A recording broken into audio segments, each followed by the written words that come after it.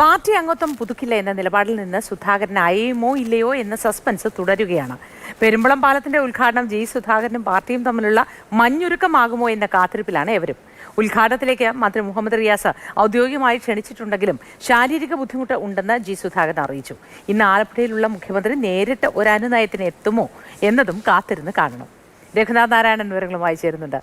Raghu, good morning. G സുധാകരനും പാർട്ടിയും തമ്മിലുള്ളൊരു മഞ്ഞുരുകാൻ സാധ്യതയുണ്ടോ? അതിനൊരു അവസരമായി ഈ പെരുമ്പളം പാലത്തിന്റെ ഉദ്ഘാടനം മാറുമോ തുടങ്ങിയ പല കാര്യങ്ങളും നമ്മൾ ഉറ്റുനോക്കുകയാണ്. ഇന്ന് മുഖ്യമന്ത്രി ഒരു സന്ദർശനം നടത്താൻ സാധ്യതയുണ്ടോ അവിടെ വരെ എത്തുന്ന സ്ഥിതിക്ക്?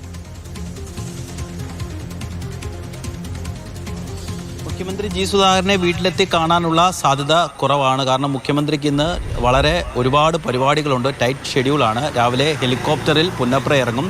അവിടെ നിന്ന് AC റോഡിലൂടെ നേരെ മങ്കമ്പിൽ ചെന്ന് അവിടെ AC റോഡിൻ്റെ ഉദ്ഘാടനം, പാലത്തിൻ്റെ ഉദ്ഘാടനം, പിന്നെ മറ്റൊരു പാലത്തിൻ്റെ തറക്കല്ലിടൽ. ഇതിനുശേഷം നേരെ പെരുമ്പളത്തേക്കാണ് അദ്ദേഹം റോഡ് മാർഗം പോകുന്നത്. ഇതിനിടയിൽ ഗസ്റ്റ് ഹൗസിൽ അദ്ദേഹം കയറാനുള്ള സാധ്യത കുറവാണ്. നമ്മൾ നേരത്തെ അല്ലെങ്കിൽ നമ്മൾ സംശയിച്ചിരുന്നത് ഒരുപക്ഷെ ഗസ്റ്റ് ഹൗസിൽ വെച്ച് മുഖ്യമന്ത്രി ജി സുധാകരനുമായി കാണാനുള്ളൊരു സാധ്യതയാണ്. പക്ഷേ നിലവിലെ ഒരു സാഹചര്യത്തിൽ മുഖ്യമന്ത്രിയുടെ ഒരു തിരക്ക് കാരണം അതിനുള്ള സാധ്യതയില്ല. മറിച്ച് ഇപ്പോൾ മന്ത്രി മുഹമ്മദ് റിയാസ് ആലപ്പുഴ ഗസ്റ്റ് ഹൗസിലുണ്ട്. 3 ദിവസം മുമ്പ് അദ്ദേഹം ഈ പെരുമ്പളം പാലത്തിൻ്റെ ഉദ്ഘാടനത്തിന് ജി സുധാകരനെ ഔദ്യോഗികമായി ക്ഷണിച്ചിരുന്നു. എന്ന് മാത്രമല്ല നോട്ടീസിൽ അദ്ദേഹത്തിൻ്റെ പേരും ഫോട്ടോയും ഉൾപ്പെടുത്തുകയും ചെയ്തു. ജി സുധാകരൻ്റെ കഴിഞ്ഞ കുറച്ച് നാളുകളായിട്ടുള്ള പരാതി എന്ന് പറയുന്നത് സംസ്ഥാനത്തെ ഏറ്റവും വലിയ പാലമാണ് ഇപ്പോൾ ഉദ്ഘാടനം ചെയ്യുന്നത്. അതിൻ്റെ തറക്കല്ലിട്ടത്, അതിൻ്റെ ഭരണാനുമതി നൽകിയത്, അതിൻ്റെ നിർമ്മാണം ആരംഭിച്ചതൊക്കെ ജി സുധാകരൻ. ഇങ്ങനെ സംസ്ഥാനത്ത് പല പാലങ്ങളുടെയും ഉദ്ഘാടനം അല്ലെങ്കിൽ ഉദ്ഘാടനം നടത്തിയത് ജി സുധാകരനാണ്. എന്ന് മാത്രമല്ല ആലപ്പുഴ ജില്ലയിൽ അദ്ദേഹം ധാരാളം പാലങ്ങൾക്ക് തറക്കല്ലിട്ടു. ഇതിൻ്റെ ഒന്നും ഉദ്ഘാടന ചടങ്ങിലേക്ക് ക്ഷണിക്കുന്നില്ല എന്നുള്ളൊരു പരാതിയും പരിഭവവും അദ്ദേഹത്തിനുണ്ടായിരുന്നു. അദ്ദേഹത്തിൻ്റെ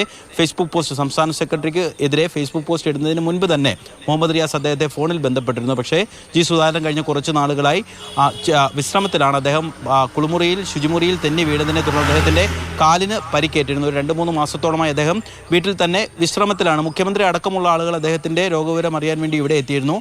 അഖിലേന്ത്യാ സെക്രട്ടറി MA ബേബി 2 തവണ ഇവിടെ എത്തുകയും ഒക്കെ ചെയ്തിരുന്നു. പക്ഷേ അപ്പോഴും സുധാകരൻ്റെ പരിഭവങ്ങളും പരാതികളും അവസാനിക്കുന്നില്ല. പ്രത്യേകിച്ച് അദ്ദേഹത്തെ പെട്ടെന്ന് പ്രകോപിതനാക്കിയത് സംസ്ഥാന സെക്രട്ടറിയുടെ ഒരു ശരീരഭാഷയും. അദ്ദേഹം ജി സുധാകരൻ നിയമസഭയിലേക്ക് പരിഗണിക്കുമോ എന്ന് ചോദിച്ചപ്പോൾ പരിഗണിക്കേണ്ട ഒരു നേതാവല്ല എന്ന തരത്തിൽ സംസാരിച്ചതുകൂടിയാണ്. എന്തായാലും ഒരു 3 ദിവസമായി അദ്ദേഹം ഫേസ്ബുക്ക് പോസ്റ്റ് ഇട്ടിട്ട് ഇതിനുശേഷം അദ്ദേഹം ഫേസ്ബുക്കിലോ അല്ലെങ്കിൽ മാധ്യമങ്ങളോടോ ഇതുവരെ പ്രതികരിക്കാത്തത് CPM-ന് ആശ്വാസമാണ്. ഇന്നലെയാണ് CPM-ന്റെ കേന്ദ്ര കമ്മിറ്റി അംഗം CS സുജാത ഇവിടെ എത്തി പാർട്ടിയുടെ അഭിപ്രായം അദ്ദേഹത്തെ അറിയിച്ചത്. നിയമസഭാ തെരഞ്ഞെടുപ്പ് അടുത്ത ഘട്ടത്തിൽ പാർട്ടിയെ പ്രതിസന്ധിയിലാക്കരുത്, തെരഞ്ഞെടുപ്പ് പ്രചരണങ്ങളുമൊക്കെയായി സഹകരിക്കണം, മെമ്പർഷിപ്പ് പുതുക്കണം അടക്കമുള്ള കാര്യങ്ങൾ CS സുജാത ജി സുധാകരനോട് പറഞ്ഞിട്ടുണ്ട്. പാർട്ടിയുടെ അഭിപ്രായം എന്ന നിലയിൽ തന്നെ ഇനി മാർച്ച് 20-ാം തീയതി വരെ മെമ്പർഷിപ്പ് പുതുക്കാനുള്ള സമയമുണ്ട്. അതിനു മുമ്പ് ജി സുധാകരൻ മെമ്പർഷിപ്പ് പുതുക്കുമോ അതോ കോൺഗ്രസും UDF-ഉം ഒക്കെ പ്രതീക്ഷിക്കുന്നത് പോലെ പാർട്ടിയുമായിട്ടുള്ള ബന്ധം വിച്ഛേദിച്ച് അദ്ദേഹം പുറത്തു വരുമോ എന്നുള്ളൊരു കാത്തിരിപ്പിലാണ് UDF. അദ്ദേഹം അങ്ങനെ ഒരു കടുത്ത തീരുമാനമെടുത്താൽ, ജി സുധാകരനെ അറിയാവുന്നവർക്കറിയാം, അദ്ദേഹം അങ്ങനെ ഒരു കടുത്ത തീരുമാനത്തിലേക്ക് പോയില്ല.